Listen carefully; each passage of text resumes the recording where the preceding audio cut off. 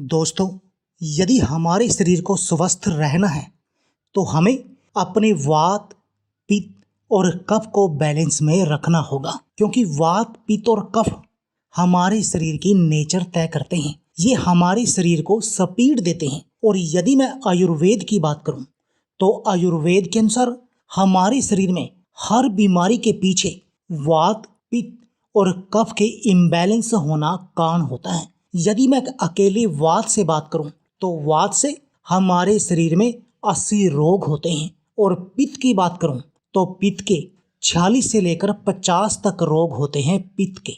और यदि मैं कफ की बात करूं तो कफ के कारण हमारे शरीर में 28 रोग होते हैं, और यही रोग कहीं ना कहीं बड़े रोगों का और छोटे रोगों का कारण बनते हैं, और इन्हीं के कारण ही हमारे शरीर में बीमारियां जन्म लेती हैं। दोस्तों, यदि मैं बात करूं आपके शरीर को स्वस्थ रहने की, तो सबसे पहले यदि आप स्वस्थ रहना चाहते हैं तो आपको वात, पित्त और कफ को बैलेंस में रखना होगा। तो चलिए, आज की इस वीडियो में हम आपको सबसे पहले इनके बारे में ही बताएंगे, फिर बताएंगे आपको कारगर उपायों के बारे में, जिनसे कि आप अपने वात, पित्त और कफ को बैलेंस में रख सकते हैं, जिससे कि आपको कभी कोई बीमारी ना हो। दोस्तों, आपने अपने घर के बड़े बुजुर्गों से सुना होगा कि खाना खाने के बाद हमें नहाना नहीं चाहिए। वो इसलिए है क्योंकि इससे हमारा कफ इम्बैलेंस हो जाता है, और जब कफ इम्बैलेंस होगा या वात इम्बैलेंस होगा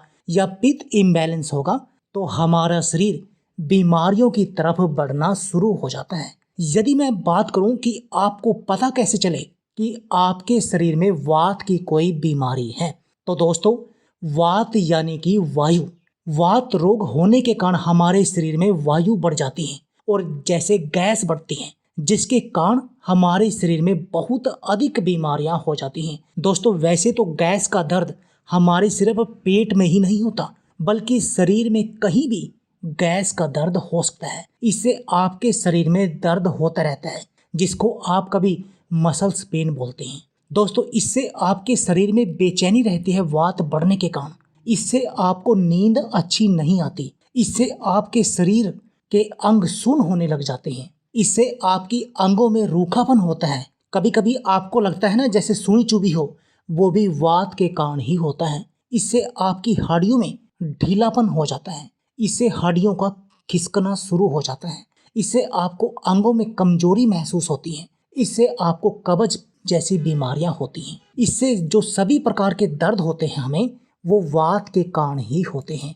ये होती है वात। अब बात करते हैं पित्त की, जिसके कारण हमें 40 से 50 रोग होते हैं। तो दोस्तों, पित्त के कारण आपको हमेशा थकावट रहती है, नींद पूरी नहीं होती, आपके शरीर में जलन सी रहती है, आपको गर्मी अधिक लगती है, आपको पसीना अधिक आता है, आपको पीलिया, जॉन्डिस की समस्या होती है, आपके मुंह से बदबू आती है, आपको ज्यादा गुस्सा आता है, आपको बेहोशी या ऐसे में ही चक्कर आने लगता है, आपके मुंह का स्वाद कड़वा रहता है।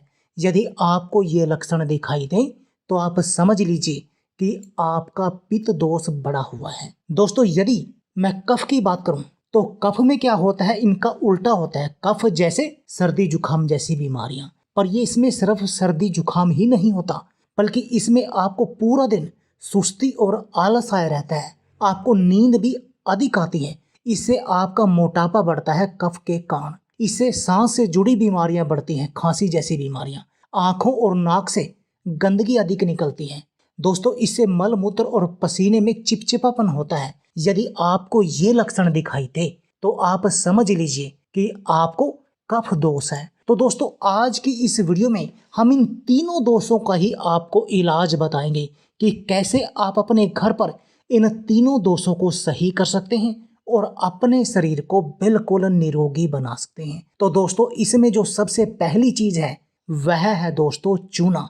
ये होता है दोस्तों चूना। आपने इसका सेवन करना है। यदि आप इसका सेवन करेंगे तो आपका वात दोष बिल्कुल सही हो जाएगा। दोस्तों, ये जो चूना होता है ये प्योर कैल्शियम है।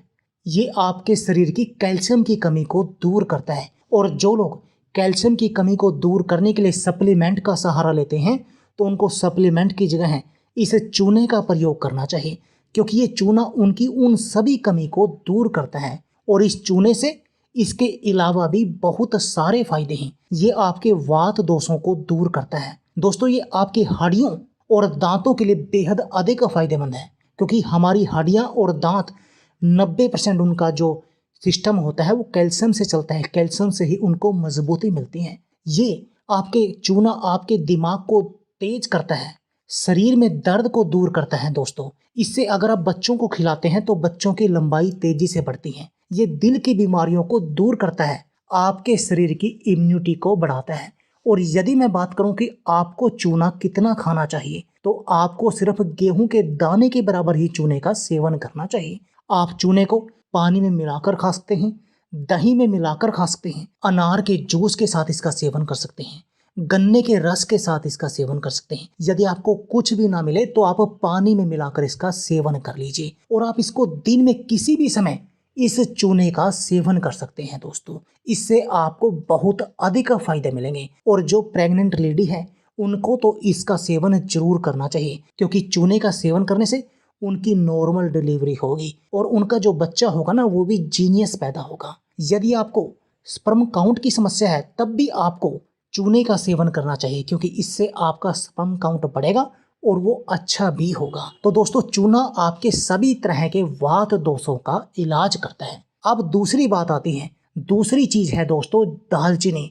और दालचीनी को खाने का मैं आपको विशेष तरीका बताऊंगा। दोस्तों यदि मैं दालचीनी की बात करूं तो दालचीनी वात, पित्त और कफ तीनों ही दोषों को शांत करने का काम करती है। बस इसका तरीका अलग है कि यदि आप वात और कफ को बैलेंस करना चाहें तब आप इसका सेवन कीजिए सुबह खाली पेट, लेकिन यदि आप कफ को शांत करना चाहें तब आप इसका सेवन कीजिए रात को सोते समय। यानी इसका खाने का तरीका अलग है। और दोस्तों ये आपके वजन को भी कम करेगी, इम्यूनिटी को बढ़ाएगी, जोड़ों के दर्द का भी इलाज करेगी, डायबिटीज रोग में भी फायदेमंद है, पाचन तंत्र के लिए भी फायदेमंद है, आपकी स्किन पर ग्लो लाती है। यानी दालचीनी के इसके अलावा भी बहुत सारे फायदे हैं, पर आपने इसको खाना सिर्फ विशेष तरीके से है। दोस्तों आप क्या कीजिए, 1/4 चम्मच दालचीनी के पाउडर का लीजिए और उसमें मिलाइए 1 चम्मच शहद।